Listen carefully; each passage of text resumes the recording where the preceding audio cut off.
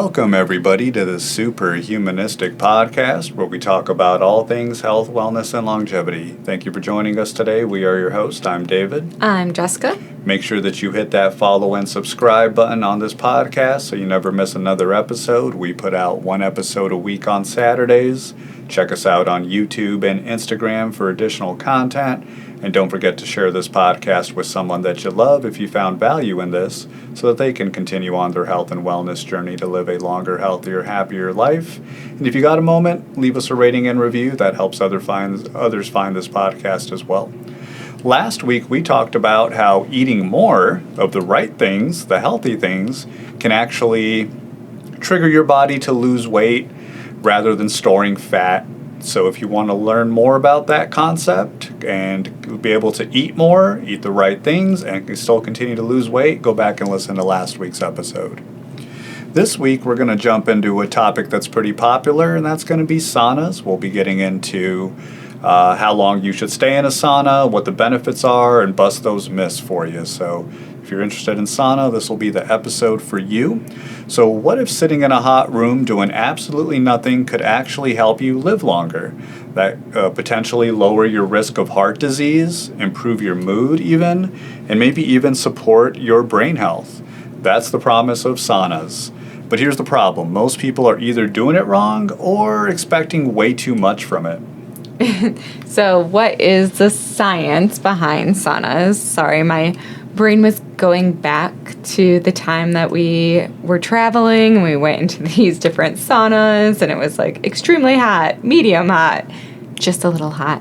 So it was like a really cool experience. And afterwards, I at least felt so good. I felt like I had slept and then had that feeling of just waking up again. I don't know if you felt the same way, but the science behind saunas, like what's actually happening when we're in the sauna, at a basic level, we're exposing our body to that heat stress. Our body responds to trying to cool itself down then. So naturally, our heart rate is going to go up, our blood vessels will dilate, and we start sweating. That's where it gets interesting, because the response looks a lot like as if we were exercising at a moderate rate. Not a replacement for working out, but it activates some of the same pathways that working out does.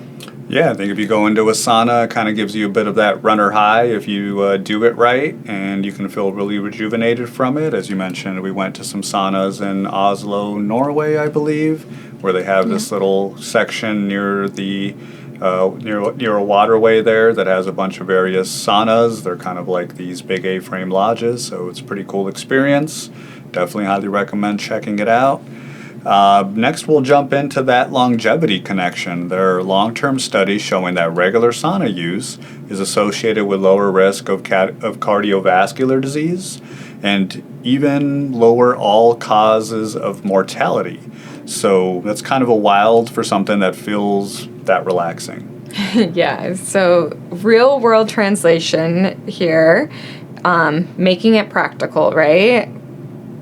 The question that everyone has is, how long should I actually stay in a sauna? So how long should we stay in a sauna?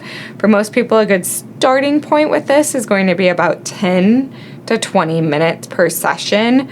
I know our gym has a sauna in it, so sometimes throughout the week I will go in and I start with just 5 minutes to 7 minutes. So really, you set that starting point for yourself, but generally to see those big benefits, you're going to want to do 10 to 20 minutes per session.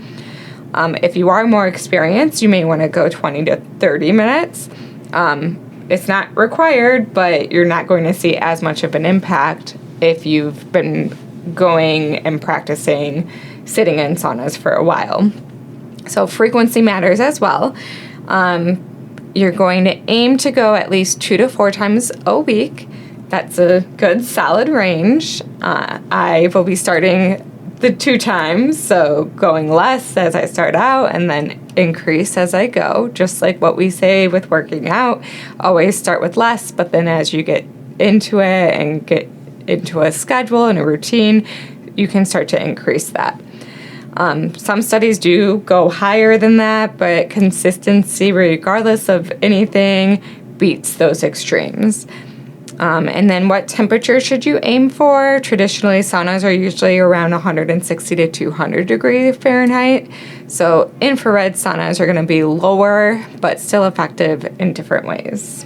Definitely listen to your body. I know when I've entered a sauna, there's times when I feel pretty good. There's times when I can feel this turning point where maybe I'm feeling like I want to faint and you need some fresh air. So certainly make sure that you're paying attention to that and don't try to push yourself too hard in those saunas.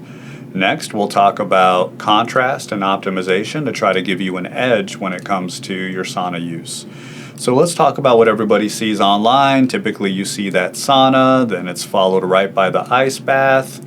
I know Wim Hof also kind of practices something similar. He typically does the hot shower and then switches over to the cold shower in his yard.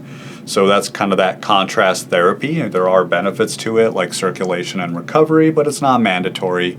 You don't need to suffer that much to actually get those results. So the sauna alone already provides a lot of benefit. The cold plunge is an add-on, not the foundation. Right. So next we're going to get into some of those myths that you may have heard surrounding saunas. Myth number 1, more sweat means more detox. So sweating obviously is a part of being in a sauna, and it does eliminate small amounts of toxins, but your liver and kidneys do most of that detox work. Myth number 2, sauna burns a ton of calories. I've definitely heard this and have made the mistake of like, I'm not going to go do cardio today. Instead, I'm just going to sit in the sauna because that will be my cardio. Although saunas do raise our heart rate, it's not a fat loss tool by itself. So it's in addition to our workouts that we're doing. So still make sure that you're going to do cardio, even if you're adding in the sauna session that day. Myth number 3, longer is always better. So staying in too long, as my husband just mentioned too, make sure you're listening to your body. Staying in too long can actually stress our bodies out in a very negative way. We don't want anyone to pass out while they're sitting in the sauna, so just start off gradually, like slow, gradually, and then as your body adjusts to getting used to sauna and the temperature, you can extend the time that you're in it and the temperature that you're sitting in the saunas at. So controlled stress, not an overload. All right, next we'll jump into one of our favorite segments of our podcast, is that spiritual side of things. So there's also something deeper about the sauna. It really forces you to slow down. You can't multitask in a sauna, you're just there. And pretty much every religion out there, every health and wellness hack, all goes back to sitting quietly with yourself at some point, whether it's in meditation or prayer. So heat has always also been a part of human rituals. Think about the Native Americans, for example, when they go into the teepee and they do that heat ritual.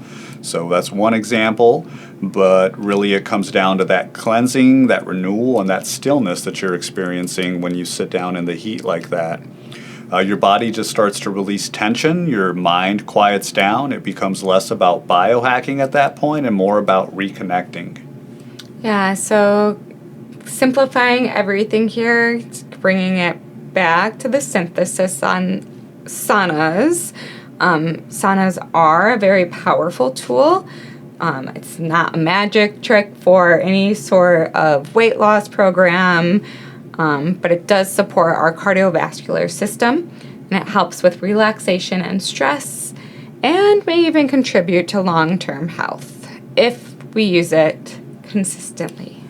All right, now let's give you a practical protocol that you can start implementing into your life right now. So if you want to start doing sauna effectively, start with about 10 to 15 minutes, build up gradually if it feels good at that point. Aim for about 2 to 4 sessions per week. Make sure that you're staying hydrating before you go into the sauna, hydrating while in the sauna, and hydrating after. It's super important. And then listen to your body, as I mentioned before. If you're feeling dizzy or a little bit off, go ahead and get out of that sauna. And optional, you can always add that cold exposure if you enjoy it, but don't force it in this situation. You can also do cold exposure separately. Yeah, so saunas aren't about like pushing ourselves harder. It's really about applying the right amount of stress to our body and then allowing our bodies to adapt to that stress. Really, the real benefit isn't just going to be the physical, but it's about our mental and spiritual well-being as well. And it creates space for us to be able to just sit and meditate.